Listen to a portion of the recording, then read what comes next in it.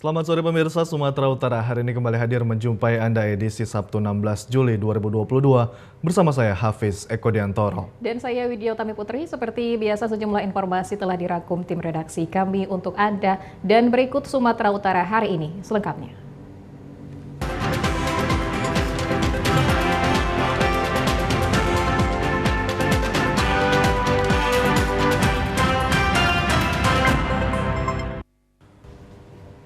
Pemirsa, Kejaksaan Negeri atau Kejari Labuhan Batu menahan 2 tersangka kasus korupsi BUMDes yang merugikan keuangan negara lebih 1 miliar rupiah pada pembangunan waterpark di tahun 2019 lalu yang bersumber dari dana penyertaan modal Desa Perkebunan Bilah tahun anggaran 2017-2018. 2 orang tersangka korupsi dana BUMDes Perkebunan Bilah yakni AS selaku pelaksana kegiatan dan IG selaku Direktur BUMDes Bilah Mandiri Makmur ditahan oleh Jaksa Penyidik Kejari Labuhan Batu terkait kasus korupsi lebih dari 1 miliar rupiah pada Kamis sore. Penahanan terhadap kedua tersangka sendiri telah melalui berbagai proses penyelidikan dan penyidikan yang dilakukan oleh tim penyidik Kejari Labuhan Batu. Kepala Kejaksaan Negeri Labuhan Batu Jeffrey Penangging Makapa II menjelaskan pihaknya telah melakukan penahanan terhadap 2 tersangka terkait pembangunan waterpark yang menelan anggaran lebih 1 miliar rupiah pada tahun 2019. Pihaknya menjerat kedua tersangka dengan pasal 22 ayat 1 dan pasal 3 junto pasal 18 Undang-Undang Nomor 31 Tahun 1999 yang telah dirubah dengan Undang-Undang Nomor 20 Tahun 2021 tentang pemberantasan tindak pidana korupsi. Selaku penyidik Kejaksaan Negeri Labuhan Batu telah melakukan tindakan penyidikan dengan melakukan penahanan terhadap 2 orang tersangka yang masing-masing berinisial AS selaku Direktur UD Bangun Sari sebagai pelaksana kegiatan. Yang kedua itu tersangkanya inisial IG selaku Direktur BUMDes Bilah Mandiri Makmur. Sebelumnya tim penyidik pada Kejaksaan Negeri Labuhan Batu melakukan penggeledahan di 3 lokasi yakni kantor PMD, rumah kontraktor dan kantor Desa Perkebunan Bilah, Kecamatan Bilah Hilir, Labuhan Batu terkait pembangunan waterpark tahun 2019 yang dikelola BUMDes Bilah Mandiri Makmur. Pemirsa, 2 orang laki-laki diduga tersangka bandar sabu ditangkap petugas Satres Narkoba Polres Pelabuhan Belawan. Dari tangan tersangka, petugas menyita 201 gram sabu yang rencananya akan dijual kembali di Belawan. Kedua bandar sabu ini masing-masing I alias B, usia 20 tahun, warga Lorong Makmur, lingkungan 26, Kelurahan Belawan 1, Kecamatan Medan Belawan, ditangkap petugas Satres Narkoba Pelabuhan Belawan di Jalan Yosudarso saat naik sepeda motor Honda Vario BK 4637 AGF. Ketika ditangkap, tersangka baru keluar dari Kelurahan Seimati, Kecamatan Medan Labuhan, membeli sabu dari bandarnya berinisial Z. Saat digeledah, petugas tidak menemukan barang sabu pada dirinya, namun saat sepeda motornya digeledah, petugas menemukan tas plastik merah. Setelah diperiksa, didapati bungkus plastik transparan berisi sabu sebanyak 201 gram. Hasil pengembangan, petugas Satres Narkoba Polres Pelabuhan Belawan menangkap Z, usia 28 tahun di rumahnya, Jalan Kapten Ilyas, Kelurahan Seimati, Kecamatan Medan Labuhan, dan Z mengaku bahwa I alias B adalah membeli sabu sebanyak 201 gram dengan harga 72 juta rupiah dan Z membenarkan bahwa I alias B sudah 3 kali membeli sabu dari Z. Saat diinterogasi, Wakapolres Pelabuhan Belawan Kompol Sukarman pada pemaparan kasus di Aula Satya Bakti Polres Pelabuhan Belawan kemarin, I alias B mengaku sabu tersebut akan dijual di Belawan di kawasan Sicanang, Gudang Arang, di Gang 20, Uni Kampung serta wilayah Belawan lainnya. Lebih kurang mereka menjalankan aktivitas selama lebih kurang 7 bulan. Artinya cara mengedarnya mereka seperti apa, si ibu ini? Cara mengedarkan dia dengan cara itu melakukan datang pembeli, ya jual. Apakah ibu ini status ibu rumah tangga? Siapa? Statusnya ibu rumah tangga. Kedua tersangka dijerat Undang-Undang RI Nomor 35 Tahun 2009 tentang narkotika dengan ancaman pidana penjara seumur hidup atau penjara paling singkat 5 tahun dan paling lama 20 tahun. Kepolisian Resort Langkat memusnahkan barang bukti narkoba jenis sabu dan ganja senilai 2 miliar rupiah. Dari pemusnahan barang bukti narkoba ini, Polres Langkat juga mengamankan 6 orang tersangka dan 1 diantaranya merupakan perempuan. Pemusnahan barang bukti narkoba jenis sabu dan ganja ini dilakukan di halaman Mapolres Langkat kemarin. Pemusnahan dipimpin langsung Wakapolres Langkat, Kompol Hendri Barus, menyebutkan dalam pemusnahan ini sedikitnya ada sekitar 1 kg sabu yang dimusnahkan dengan cara dicampurkan ke dalam air yang mendidih dan ganja seberat 4.370 gram yang dimusnahkan dengan cara dibakar. Wakapolres Langkat Kompol Hendri Barus mengatakan dengan pemusnahan barang bukti narkoba ini sedikitnya sudah melakukan penyelamatan anak bangsa sekitar 50.000 orang dengan total uang sekitar 2 miliar rupiah. Dari 4 kasus tangkapan narkoba ini ada 6 tersangka yang diamankan petugas dan 1 diantaranya merupakan wanita. Jumlah kasus 4 dengan tersangka sebanyak 6, terdiri dari laki-laki 5 orang, perempuan 1 orang. Dengan total barang bukti yang akan dimusnahkan, sabu seberat 1 kilo 104,9 gram. Ganja seberat 4 kilo 370 gram. Dengan total kalkulasi barang bukti yang akan kita musnahkan ini kalau dirupiahkan kurang lebih 2 miliar. Para tersangka melanggar pasal 114 subsidiar 112 Undang-Undang Republik Indonesia Nomor 35 Tahun 2009 tentang narkotika dengan ancaman pidana minimal 6 tahun penjara dan paling lama 20 tahun penjara. Warga Portibi Lama, Kecamatan Merek, Kabupaten Karo melakukan aksi unjuk rasa damai menolak eksekusi lahan usaha tani untuk pengungsi Gunung Sinabung. Pemkab Karo menghimbau masyarakat untuk tetap kooperatif dan tidak menghalangi proses eksekusi lahan usaha tani relokasi tahap ketiga yang masih berlangsung di Siosar. Ratusan warga desa Portibi Lama, Kecamatan Merek, Kabupaten Karo yang melakukan unjuk rasa masing-masing ke Kodim 0205 TK, BPBD Karo, Kejaksaan Polres Tanah Karo, dan Kantor Bupati Karo. Aksi unjuk rasa damai ini dilakukan warga untuk menghentikan proses eksekusi lahan usaha tani atau LUT relokasi tahap ketiga pengungsi Gunung Sinabung di sekitar Siosar. Karena lahan LUT seluas 260 hektar ini diklaim tanah ulayat milik warga desa. Dalam aksi ini, warga desa Portibi Lama juga mengancam akan kembali menduduki lahan yang saat ini masih dalam proses eksekusi. Wakil Bupati Karo, Theophilus Ginting, menegaskan warga desa diminta untuk mengikuti peraturan yang telah ditetapkan pemerintah dan diharapkan masyarakat yang keberatan dipersilahkan menuntut lewat jalur hukum. Kita mengapresiasi kegiatan yang dilakukan masyarakat Portibi pada hari ini datang ke kantor Bupati Kabupaten Karo. Namun kita berharap kepada masyarakat ini jangan terprovokasi dan jangan menang sendiri. Kalau sudah menempuh jalur hukum, taatlah dengan mekanisme hukum. Itu yang menjadi harapan kita. Harapannya besok masyarakat tidak melaksanakan kegiatan penghentian kegiatan di lahan usaha tani. Kita menunggu proses hukum saja. Pemerintah Kabupaten Karo saat ini masih melakukan proses eksekusi dengan pembersihan dan penataan lahan seluas 260 hektar dengan mendapat pengawalan dari aparat TNI Polri karena sengketa warga desa Portibi.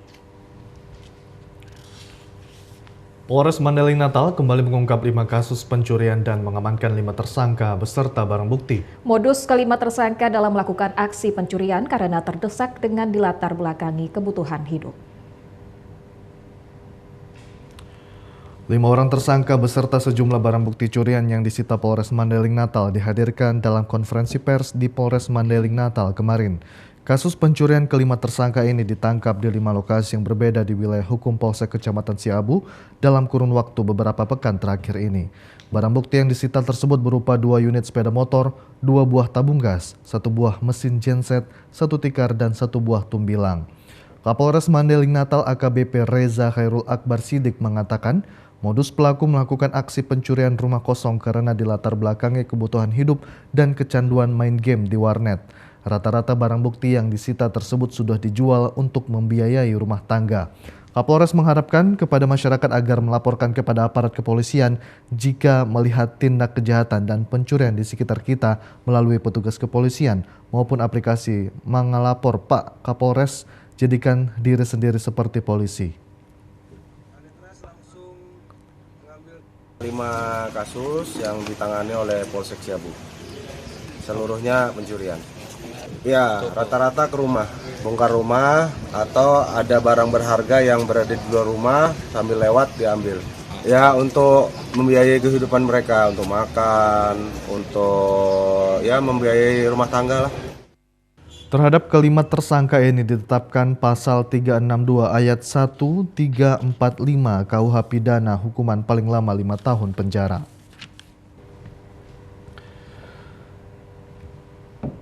Ya, pemirsa, sejumlah informasi aktual lainnya akan kami hadirkan sesaat lagi. Tetaplah bersama kami di Sumatera Utara hari ini.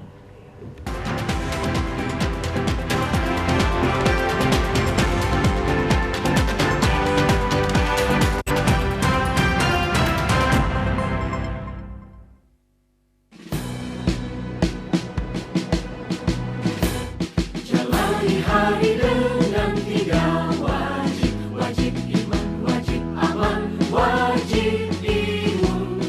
Berolahraga, riang gembira, mencegah kita jatuh sakit. Makanan bergizi tiap hari, tidur cukup itu pasti. Dan janganlah panik, berdoa tiada henti. Wajib iman, aman, imun. Pakailah maskermu, jagalah jarakmu, cuci tanganmu selalu. Kita raih bahagia dengan iman, aman, imun. Badan sehat, bangsa kuat. Kita raih bahagia dengan iman, aman, imun. Badan sehat, bangsa kuat.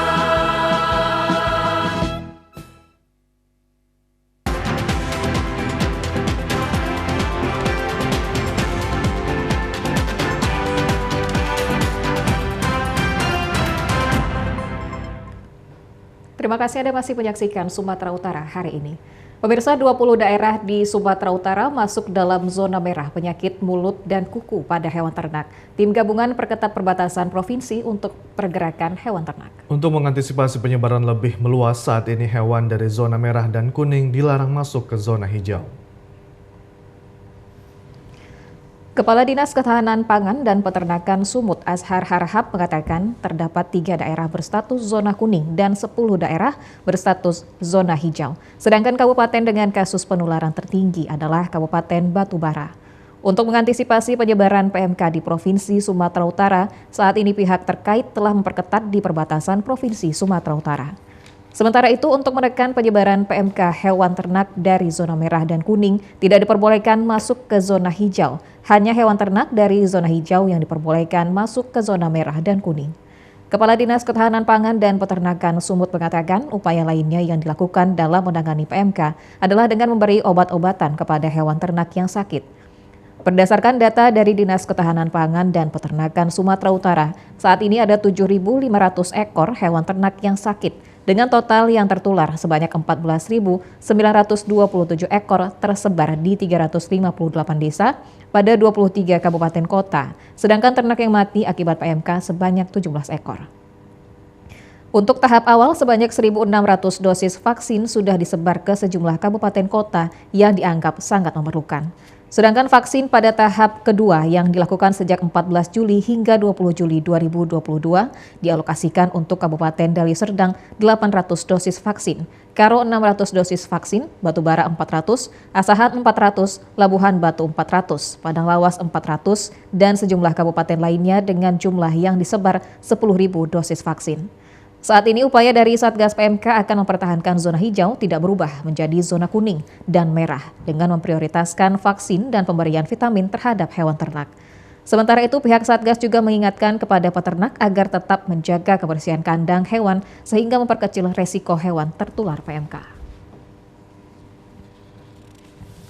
Seiring penyebaran wabah penyakit mulut dan kuku pada hewan, telah terjangkit hewan ternak peliharaan masyarakat di beberapa desa, kabupaten kota. Untuk mencegah penyakit PMK pada hewan ternak, masyarakat pemerintah Kabupaten Toba melalui Dinas Pertanian melaksanakan vaksinasi di Desa Haunatas 2, Kecamatan Laguboti. Saat ini Kabupaten Toba telah termasuk zona merah penyebaran penyakit PMK pada hewan ternak di masyarakat dan sesuai data dari Dinas Pertanian Toba bahwa ternak yang terkonfirmasi penyakit mulut dan kuku PMK per tanggal 14 Juli 2022 ada sebanyak 36 ekor sapi dan 31 ekor kerbau dengan total kesembuhan 27 ekor. Untuk mengantisipasi penyebaran penyakit PMK pada hewan ternak di Kabupaten Toba ini, pemerintah Kabupaten Toba telah menerima bantuan 400 dosis vaksin dari Dinas Pertanian Provinsi Sumatera Utara untuk didistribusikan kepada masyarakat yang memiliki ternak. Kepala Dinas Pertanian Kabupaten Toba, Togap Hasolowan Sitorus menjelaskan, pihak Dinas Pertanian Kabupaten Toba untuk saat ini akan menyalurkan vaksin secara langsung kepada masyarakat di 4 kecamatan yang masih belum terjangkit wabah PMK, yaitu Kecamatan Laguboti, Ajibata, Silain, dan Parmaksian. Sedangkan vaksin yang didistribusikan ini masih vaksin pertama, dan untuk vaksin penguat atau booster akan didistribusikan selang 1 bulan dari vaksin pertama. Ternak di Kabupaten Toba ini bisa tidak terkena, tidak menyebar wabahnya. Jadi kita laksanakan sekarang vaksin. Dari provinsi kita mendapat alokasi sebanyak 400 untuk 400 ekor ternak. Yang kita laksanakan sekarang untuk Kecamatan Laguboti sebanyak 100 ternak. Dan ini rencana kita alokasikan di daerah-daerah yang belum terkena penyakit PMK ini. Kepala Desa Haunatas 2 Henry Pariang Pasaribu mengatakan, untuk saat ini seluruh masyarakat yang memiliki hewan ternak merasa sangat terbantu dengan pelaksanaan vaksinasi yang dilakukan oleh Dinas Pertanian Kabupaten Toba. Adanya vaksinasi hewan ternak yang dilakukan pemerintah Kabupaten Toba ini membuat masyarakat Desa Haunatas 2 sangat antusias membawa hewan peliharaannya agar segera divaksin. Dengan melakukan vaksin penyakit mulut dan kuku, kita bisa lebih menjaga ternak kita dan mengawasi ternak kita dari penyakit mulut dan kuku yang sudah tersebar di Kabupaten Toba sekarang ini. Mari kita nggak usah takut untuk melaksanakan vaksin karena ini sangat perlu untuk menjaga penularan penyakit mulut dan kuku untuk ternak sapi dan kerbau. Dinas Pertanian Toba menargetkan untuk 100 dosis di desa ini dengan harapan apabila hewan peliharaan masyarakat yang terkena PMK pada hewan peliharaannya tak usah panik, cukup untuk merawatnya dan diisolasi atau dipisahkan dari hewan ternak lainnya.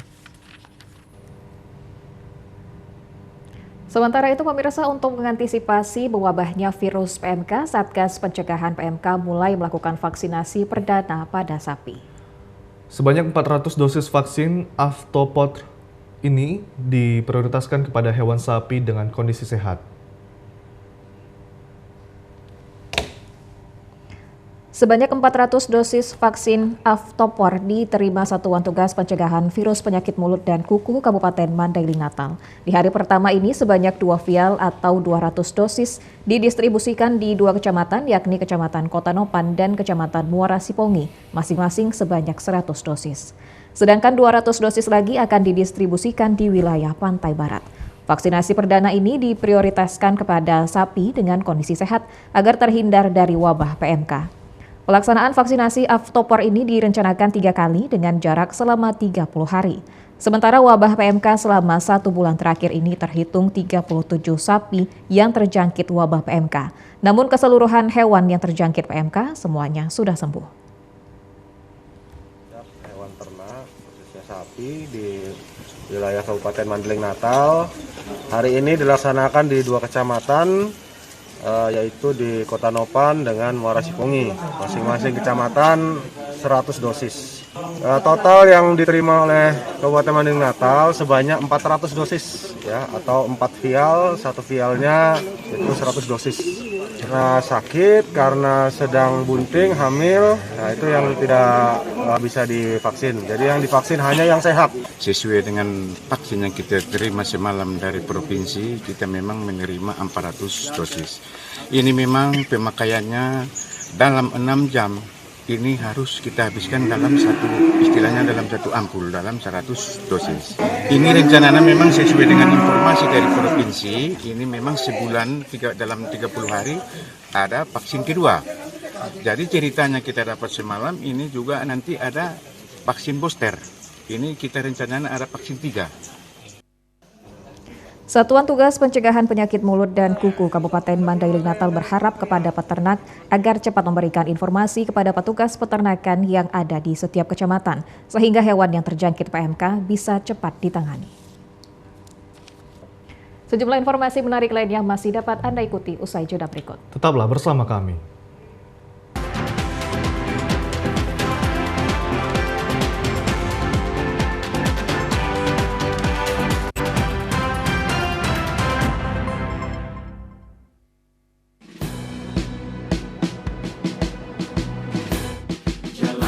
Hari dengan 3 wajib, wajib iman, wajib aman, wajib imun.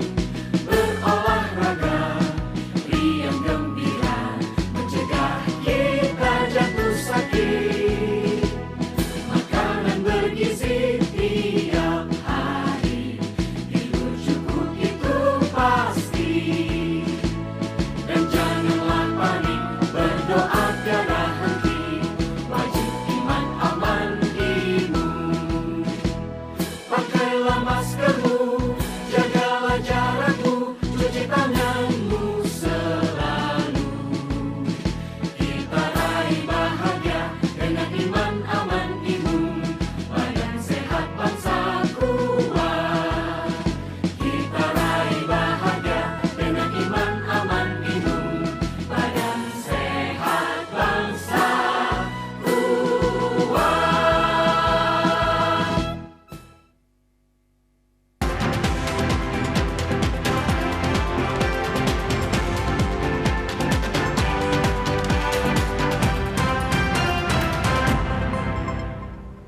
Pemirsa, Terminal Tipe A Amplas Medan didesain dengan konsep modern, aman, dan nyaman bagi pengguna layanan transportasi umum. Fasilitas yang digunakan cukup lengkap dan mewah setara dengan stasiun kereta api dan bandara yang memiliki fasilitas modern dan representatif.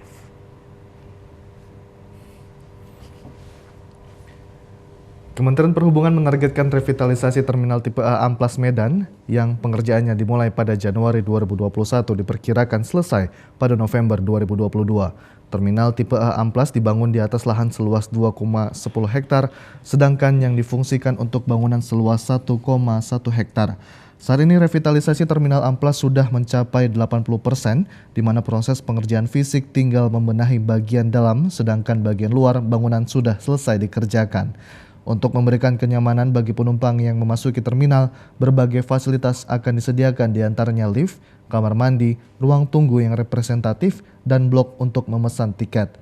Koordinator Satuan Pelayanan Terminal Tipe A Amplas Medan, Edi M. Manurung, menjelaskan, untuk menjaga agar Kota Medan dapat terhindar dari kemacetan, nantinya semua bus antar kota antar provinsi AKAP dan antar kota dalam provinsi AKDP, ojek online, dan angkot wajib masuk ke dalam Terminal Tipe A Amplas Medan.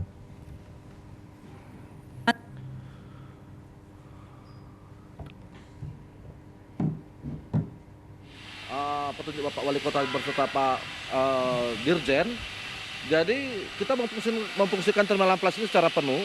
Jadi nanti kita akan bekerja sama juga beserta Organda yang menaungi, wadah yang menaungi angkutan organisasi daerah di Sumatera Utara ini untuk memfungsikan terminal sesuai dengan Undang-Undang Nomor 22 Tahun 2029 ini. Nanti akan kita masukkan ke semua bus akap maupun AKDP untuk ke terminal amplas yang sudah selesai direvitalisasi ini.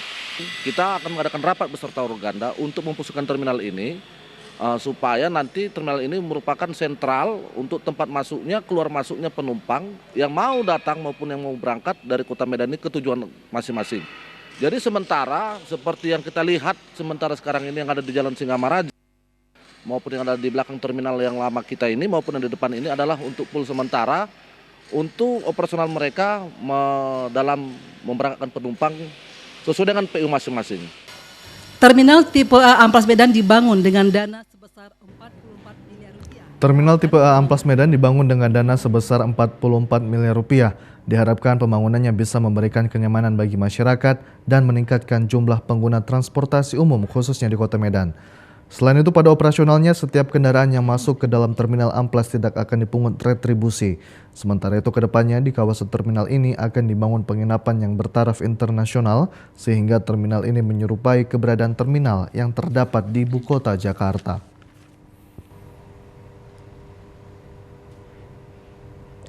Petani di Kabupaten Karo menjerit akibat anjloknya harga jagung di tengah kesulitan dan tingginya harga pupuk. Pemerintah diharapkan mengeluarkan regulasi terkait batasan harga penjualan komoditas serta harga pupuk dan ketersediaan yang dapat menguntungkan para petani. Kabupaten Karo menjadi salah satu produsen jagung terbesar di Sumatera Utara dan para petani di Kecamatan 3 Minanga, Laubaleng, Mardinding sebagian besar menggantung hidup dengan bertani jagung. Namun saat ini petani jagung menjerit akibat menurunnya hasil produksi dan turunnya harga jagung. Kondisi ini semakin parah dengan tingginya harga pupuk, sedangkan harga jagung yang sebelumnya di kisaran Rp4.600 hingga Rp5.000 per kilogram turun menjadi Rp3.800 hingga Rp3.500 per kilogram. Harga tersebut tidak sebanding dengan biaya operasional mulai dari tanam, perawatan, pupuk hingga panen. Petani membiarkan tanaman jagung yang dipanen menumpuk di gudang karena belum digiling. Diperkirakan petani jagung merugi seperti para petani di Desa Lingga Muda, Kecamatan Laubaleng, Kabupaten Karo. Salah seorang petani jagung Terang Malam Sembiring menuturkan terpaksa menunda memanen tanaman jagungnya karena harga jualnya anjlok. Dirinya khawatir merugi akibat tingginya biaya operasional tidak sebanding dengan perolehan penjualan. Harga jagung sekarang udah melonjak ke turun, Pak. Karena kenapa aku bilang? Karena kemarin 1 bulan yang lewat harga jagung sampai 5.000. Ini 2 minggu yang terakhir ini udah menurun sampai 3.500. Jadi petani-petani udah mengeluh sekali soal harga jagung ini di daerah kami. Petani jagung Terlaksana Kaban mengatakan selain harganya murah, kualitas jagung juga buruk karena kurangnya pasokan pupuk subsidi. Sedangkan peredaran pupuk non-subsidi harganya sangat mahal, 5 kali lipat dari harga biasanya. Petani berharap pemerintah mengeluarkan regulasi terkait batasan harga penjualan komoditas maupun harga pupuk yang dapat menguntungkan petani. Sekarang kan petani di kecamatan kita ini kan kelompok. Kelompok dulu diminta data 1 hektar per rumah tangga,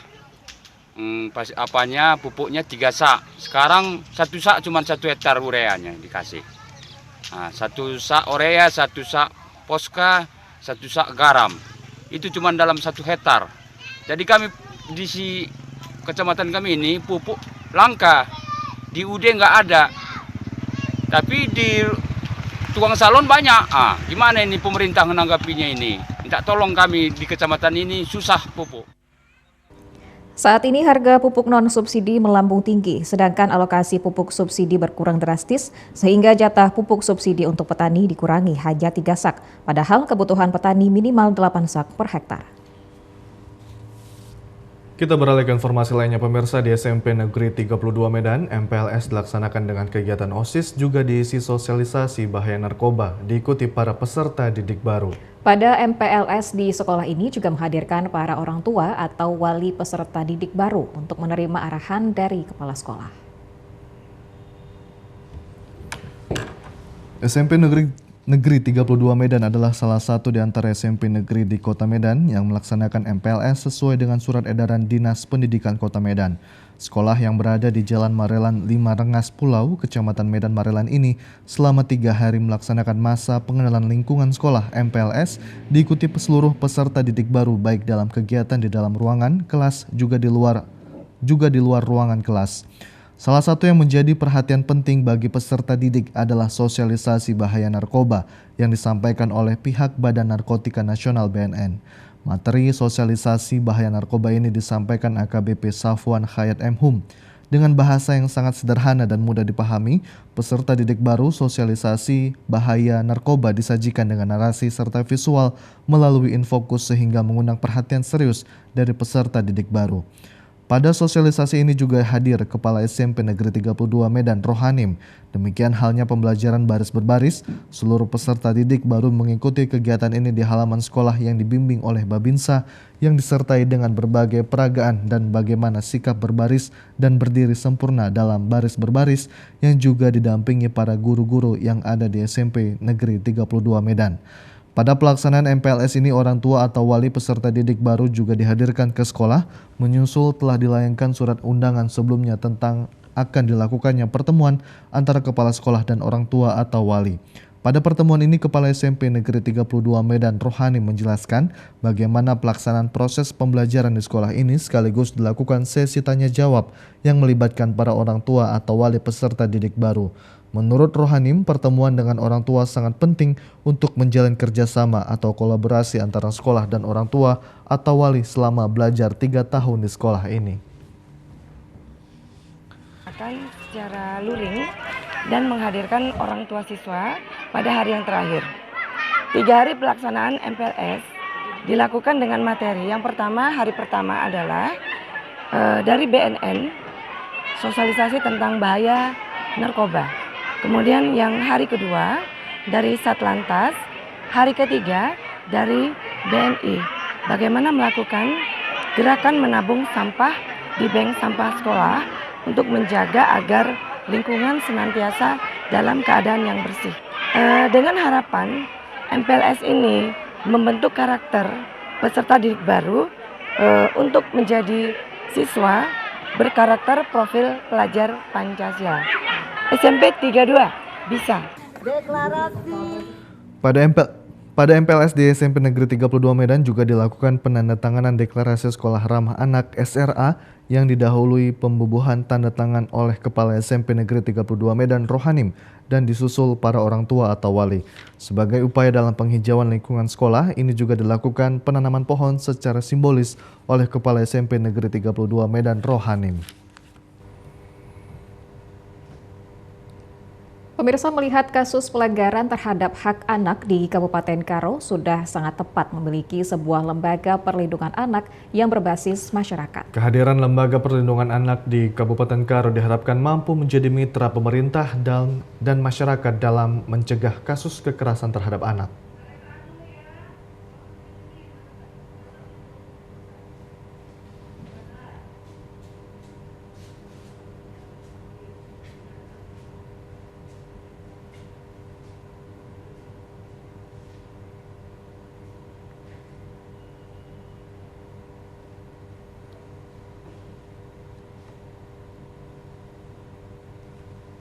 Untuk menjadikan wilayah Kabupaten Karo sebagai wilayah ramah anak, maka kehadiran Lembaga Perlindungan Anak sangat tepat untuk mewujudkannya. Ketua Umum Komnas Perlindungan Anak Aris Merdeka Sirait saat menghadiri pelantikan Lembaga Perlindungan Anak di Kabupaten Karo menyampaikan bahwa tugas dan tanggung jawab LPA sangat diharapkan untuk menjadikan seluruh wilayah di Kabupaten Karo terbebas dari kekerasan terhadap anak. Dikatakan di Kabupaten Karo sesungguhnya sudah terdapat perda terkait perlindungan anak yang menjadi pintu masuk terhadap Lembaga Perlindungan Anak untuk mewujudkan Kabupaten Karo sebagai wilayah atau kabupaten layak anak. Jika dilihat dari perda yang menyangkut terhadap perlindungan anak, setiap desa sudah memiliki anggaran dan lembaga perlindungan anak diharapkan mampu menyerap anggaran untuk melindungi seluruh anak agar terbebas dari kekerasan dan seluruh anak memperoleh haknya sesuai dengan undang-undang.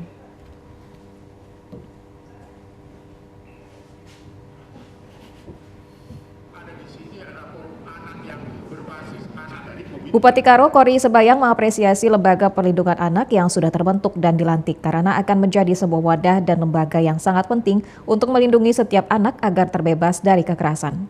Pemerintah Karo sangat mendukung sepenuhnya atas pelantikan LPA dan sudah meminta kepada lurah dan kepala desa untuk memberikan dana kepada pengurus LPA dalam menekan kekerasan terhadap anak. Kori Sebayang berharap agar LPA dapat memberikan sosialisasi kepada orang tua untuk dapat memahami agar anak mendapat perhatian dan bebas dari kekerasan.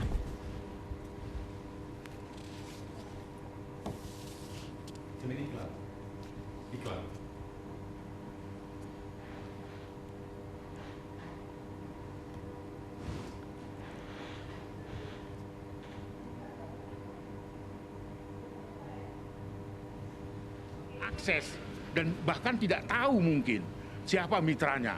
Dengan lahirnya Lembaga Perlindungan Anak dilantik, saya kira sekali lagi itu akan mengambil kesempatan sebagai mitra.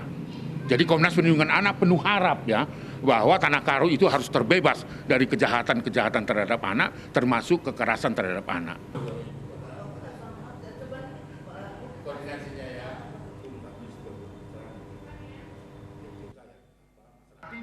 Pemirsa, beragam informasi menarik lainnya akan kami hadirkan sesaat lagi. Tetaplah bersama kami di Sumatera Utara hari ini.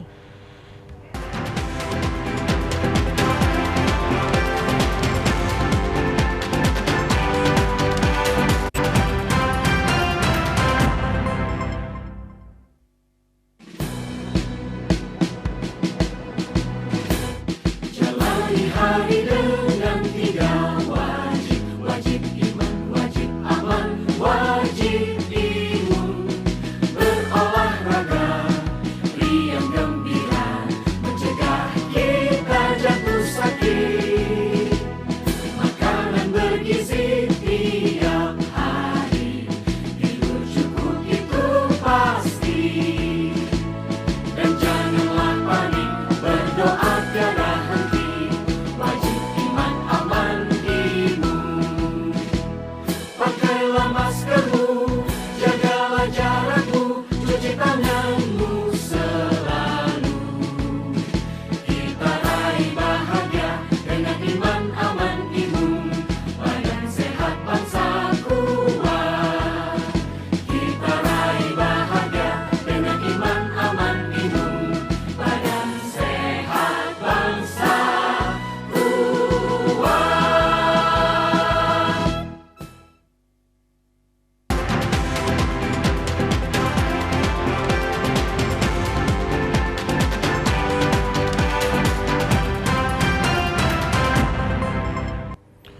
Pemirsa, setelah sempat tertunda akibat COVID-19, akhirnya pembangunan Tugu atau Tambak Ompu Mandalo Sipahutar beserta kedua istrinya diresmikan. Peresmian Tugu ini dilakukan oleh Ketua Umum Pengurus Ompu Mandalo Sipahutar Indonesia, Roberto Timbul Sipahutar di Batu Manumpak, Kecamatan Nasau Toba. Ompu Mandalo Sipahutar lahir pada tahun 1730 dan wafat pada tahun 1825. Beliau mempunyai dua orang istri. Istri pertama adalah Boru Pandiangan dan istri kedua Boru Panjaitan. Dari pernikahan tersebut lahir 3 orang putra, di mana anak pertama bernama Ompu Guru Soagamon Sipahutar, anak kedua Ompu Guru Tauan Sipahutar, dan anak ketiga Ompu Guru Astapanaluan Sipahutar. Tugu yang diresmikan ini adalah sebagai tempat persinggahan terakhir bagi Ompu Mandalo Sipahutar dan kedua istrinya setelah sebelumnya dilakukan pemindahan tulang belulang dari kuburan yang lama melalui upacara adat. Untuk melestarikan peninggalan dan mengenang keberadaan dari nenek moyang mereka, penduduk dari Pomparan Sipahutar sudah lama berkeinginan mewujudkan pembangunan Tugu Ompu Mandalo yang diharapkan dapat mempersatukan seluruh marga Sipahutar yang ada di perantauan. Ketua Umum Pengurus Ompu Mandalo Sipahutar se-Indonesia, Roberto Timbul Sipahutar mengatakan, pembangunan tugu ini sudah disepakati oleh keturunan Ompu Mandalo se-Indonesia sehingga dapat terwujud. Tugu ini diharapkan tidak hanya menjadi pengingat bagi keturunan Ompu Mandalo, namun juga sebagai situs sejarah yang dapat meningkatkan geliat kepariwisataan yang ada di daerah Nasau, Parsoburan, Toba. Persyaratannya yang pertama dari pemerintah, persetujuan dari pemerintah, kemudian yang kedua adalah kesepakatan daripada keturunan Ompu Mandalo seluruh Indonesia. Ini dari mulai Aceh sampai ke Papua. Kita satu persatu, kita minta bagaimana pendapatnya dan bagaimana tarombonya. Nah, kemudian barulah kita satukan kesepakatan kita untuk membangun tambak ini sebagai satu persatuan yang tidak, mudah-mudahan yang tidak hilang untuk di generasi berikutnya. Harapan ini untuk warga sekitar ini, mudah-mudahan ini menjadi daerah situs daripada para wisata untuk menaikkan perekonomian penduduk daerah sini. Jadi untuk generasi berikutnya, janganlah melupakan daripada apa yang pernah ada yang dibuat oleh opu-opu kita sebelumnya. Pendeta Johansen Sipahutar mengatakan pembangunan tugu ini untuk menjadi pengingat bagi seluruh keturunan Ompu Mandalo Sipahutar sekaligus melestarikan kearifan lokal yang ada di daerah Toba. Melalui peresmian tugu ini, seluruh keturunan Ompu Mandalo mendapat berkat dari Tuhan dan memperoleh rezeki yang berlimpah. Ia berharap keberadaan tugu ini menjadi perhatian semua pihak karena menjadi sebuah kebanggaan bagi suku Batak.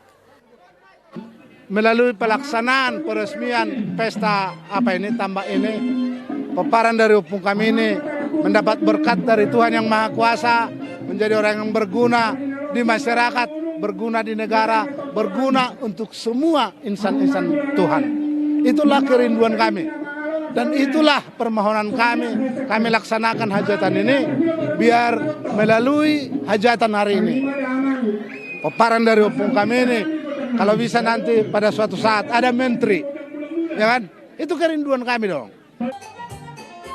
Adapun rangkaian acara peresmian Tugu Ompu Mandalo Sipahutar, masing-masing pomparan Ompu Mandalo Sipahutar se-Indonesia, Mandok Hata dilanjutkan dengan Manortor dan acara terakhir Mandok Hata Tu Hula Hula Marga Pandiangan Sian Samosir dan Panjaitan Sian Torna Godang dan diakhiri dengan doa.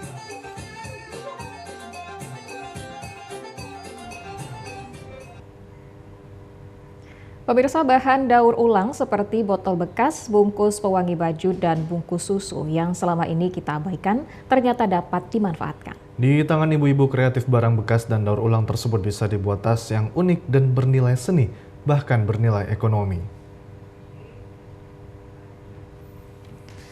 Di tangan warga desa Tanjung Ibus, Kecamatan Sejangkang, Kabupaten Langkat, barang yang biasanya tidak berharga ini bisa dijadikan barang unik seperti tas kondangan, tas ke pasar, dan tas untuk anak muda masa kini.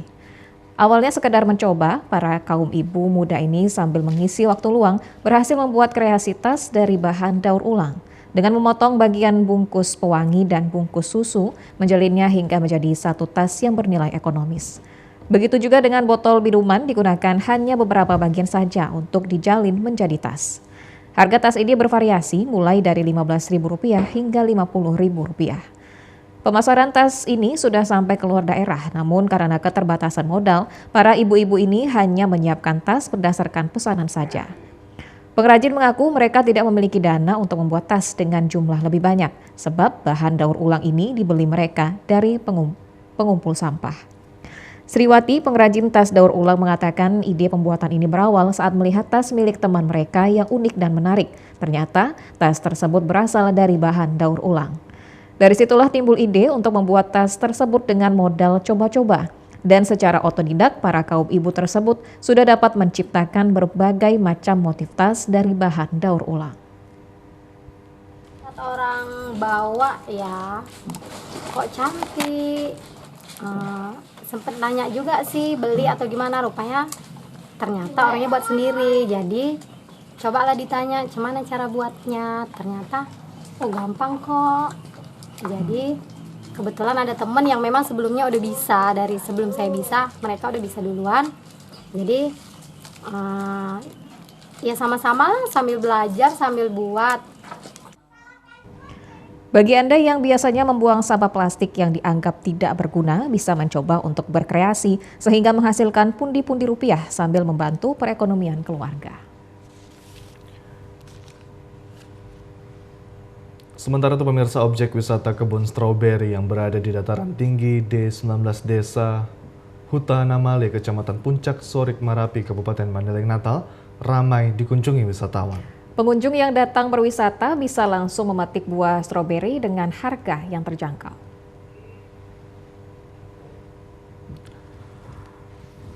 Tidak hanya di Brastagi yang terkenal sebagai penghasil buah-buahan, ternyata di Kecamatan Puncak, Sorik Marapi, tepatnya di Desa Hutanamale, buah stroberi juga tumbuh subur dan menjadi satu-satunya perkebunan stroberi di Mandailing Natal. Perkebunan stroberi ini ditanam di atas lahan seluas 1 hektar yang dijadikan sebagai agrowisata. Lokasi ini menjadi tujuan utama bagi para wisatawan lokal. Di tempat ini, pengunjung dapat menikmati suasana alam yang sejuk dengan pemandangan puncak yang indah, dan pengunjung dapat memetik sendiri buah stroberi langsung dari kebunnya. Selain memetik langsung buah stroberi, pengunjung juga dapat bersuah foto dengan keluarga. Salah seorang pengelola perkebunan stroberi, Darmin Pulungan, mengatakan di lahan agrowisata ini pengunjung bebas memetik stroberi yang sudah matang. Kita untuk agrowisata Puncak Sorik Marapi ini, lahan stroberi yang sudah ada sekitar lebih kurang 1 hektar. Ini orang-orang yang berkunjung ke tempat kita ini antusias sekali untuk memetik stroberi, ya, petik sendiri. Ya. Para pengunjung sangat antusias menikmati sensasi memetik langsung buah stroberi yang sudah matang. Hasil panen dijual dengan harga Rp60.000 per kilogram. Agrowisata stroberi ini seperti apa? Ya, cukup menyenangkan buat bawa berlibur keluarga, sama bisa langsung memetik ke batangnya. Sungguh menyenangkan lah keluar. Untuk harga sendiri sangat terjangkau. Sangat terjangkau.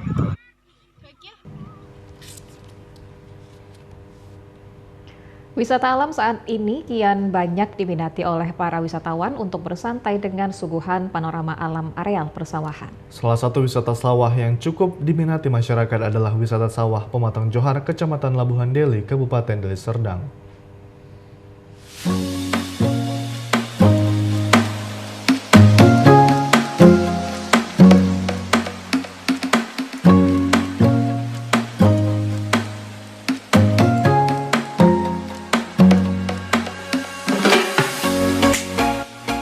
Untuk menuju wisata sawah Pematang Johar dari arah Medan memerlukan waktu sekitar 30 hingga 40 menit dengan biaya masuk Rp5.000 per orang. Wisatawan akan disuguhkan oleh hamparan sawah berwarna hijau ataupun pemandangan sawah yang menguning yang sudah memasuki masa panen padi.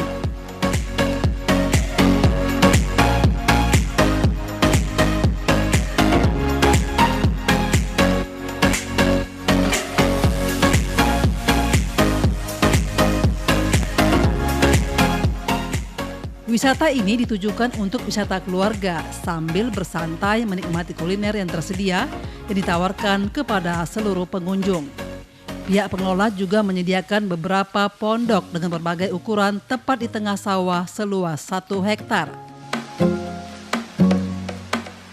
Tak hanya menikmati hamparan sawah, para wisatawan juga dapat menikmati fasilitas permainan yang disediakan, diantaranya bebek dayung yang dibanderol seharga Rp6.000 per orang untuk 3 kali putaran.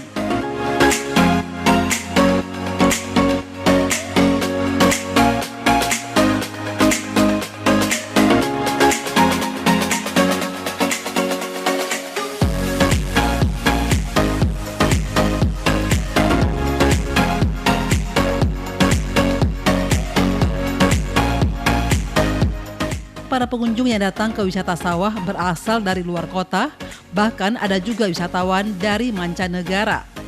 Sesuai dengan konsep alam, wisata sawah ini juga menyediakan aneka kuliner desa seperti olahan bebek, belut, dan ikan gabus dengan aneka sambal yang dapat menambah selera makan pengunjung.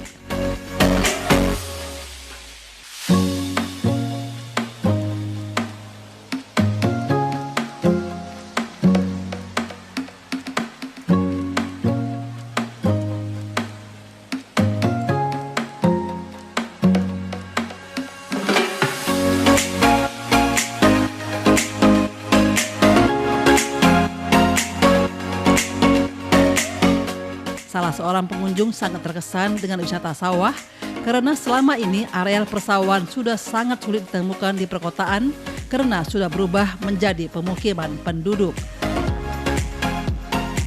Kehidupan di kota terlalu ramai. Sekali-sekali ya kepingin juga lah kehidupan di kampung. Lebih indah pemandangannya melihat sawah-sawah. Harapannya ke depan semoga lebih diperbagus lagi dan insya Allah ramailah pengunjungnya kalau diperbagusi lagi.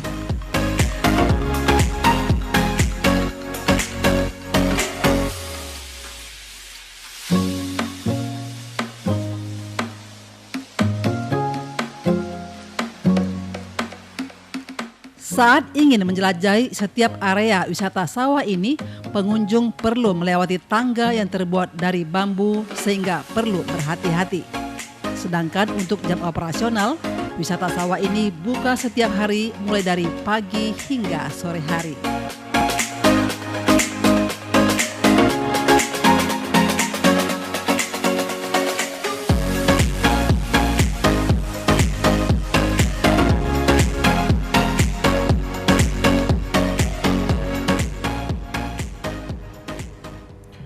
Ya, pemirsa, Danau Toba sebagai destinasi super prioritas dapat menjadikan seluruh pelaku pariwisata semakin sejahtera karena potensi lokasi wisata yang sangat menjanjikan.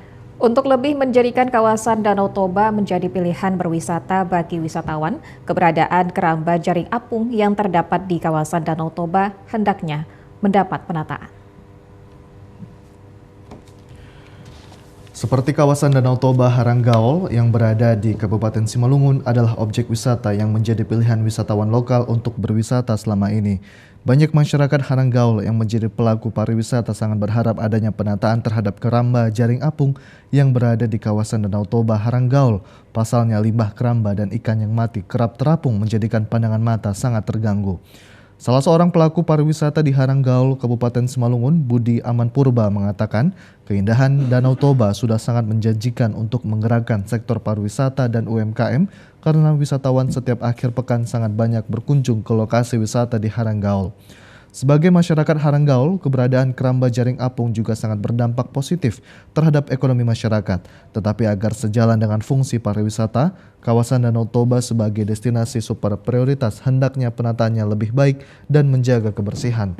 Budi Aman Purba sangat menaruh harapan kepada pihak terkait, baik pemerintah provinsi dan Kabupaten Simalungun, agar lebih serius melakukan penataan keramba jaring apung sehingga apa yang menjadi slogan destinasi super prioritas dapat diwujudkan. Juga bisa ditata dengan rapi sebagai objek wisata juga. Nah, akhirnya kita semua bisa menikmati keindahan Danau Toba ini, kan begitu. Karena kita saling membutuhkan. Karena misalnya kalau ikan datang tamu kita kan mereka juga butuh ikan. Nah, perlu juga ada keramba kan gitu. Tapi maunya tertata secara rapi lah. Sampah-sampahnya sampah-sampah nggak dibuang sembarangan. Bangkai-bangkai ikan juga yang mati mungkin harus diolah lah sedemikian rupa, dikumpulkan sehingga terjadilah satu katakanlah kebersihan yang baik. Nah, mungkin ini perlu dikelola sama Pemkab Simalungun sebagai satu sumber pendapatan ya, dari pariwisata ya. Iya. Sampai saat ini kawasan Danau Toba di Haranggaol sangat banyak dikunjungi wisatawan lokal karena selain bisa menggunakan fasilitas hotel yang tersedia, para wisatawan juga dapat mendirikan tenda pada lokasi yang sangat strategis untuk memandang keindahan Danau Toba.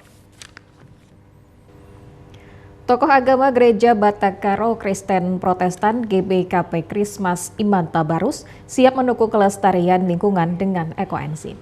Apalagi di Kabupaten Karo, bahan dasar dari ekoenzim sangat banyak tersedia. Ekoenzim di Kabupaten Karo akan digunakan untuk membantu masyarakat Karo yang pada umumnya adalah petani. Ketua Mode Ramen GBKP Krismas Iman Tabarus mengatakan saat ini pihaknya tengah melakukan berbagai terobosan dalam membuat pupuk organik untuk melindungi keberadaan tanah agar tidak rusak. Dikatakan dalam waktu dekat ia dan tim atau pendeta yang baru ditahbiskan akan membuat pupuk organik di masing-masing daerah pelayanannya sehingga keberadaan gereja tidak hanya memberikan kabar Injil namun juga langsung menyentuh kepentingan para petani agar keberadaan lahan pertanian semakin subur dan memiliki hasil panen yang melimpah. Christmas mengaku untuk bahan baku pembuatan ekoenzim sangat gampang ditemukan di sejumlah pasar tradisional di kawasan Kabanjahe dan Brastagi. Untuk itu, dalam waktu dekat program pembuatan ekoenzim akan ditunjukkan kepada masyarakat agar masyarakat Karo memiliki pemahaman tentang manfaat dari ekoenzim tersebut.